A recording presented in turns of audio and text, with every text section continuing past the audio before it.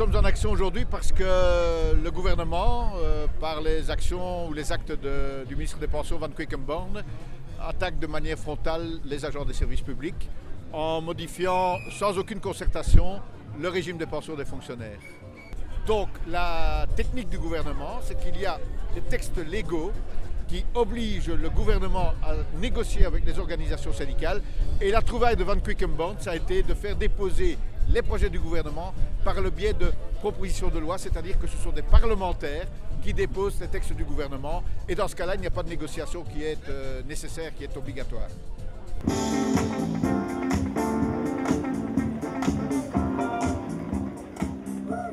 Je crois que comme parti de gauche, c'est tout à fait logique pour nous de les soutenir des organisations syndicales dans ce dossier quand même important, que celui des faits de carrière et des pensions.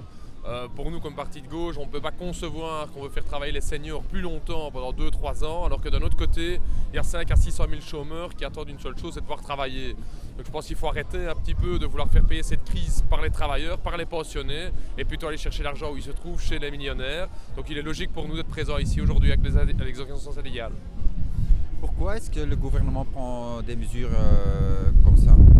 Je crois qu'on voit les mêmes mesures prises un peu partout en Europe. C'est la crise économique et donc la plupart des gouvernements décident de faire payer cette crise par les travailleurs en touchant leur pouvoir d'achat, en touchant leur pension, en touchant sur la fiscalité. Et, évidemment, ce genre de logique-là ne va rien résoudre à la crise, que du contraire, on va encore plus s'enfoncer dans la crise. Et pourtant, ces gouvernements se plient au diktat de la finance. Je pense que c'est une logique dans laquelle ils font sortir et aujourd'hui le signal est profond et des services publics mais aussi de certaines entreprises privées de dire stop, pas de touche à nos pensions et aller plutôt chercher l'argent ailleurs.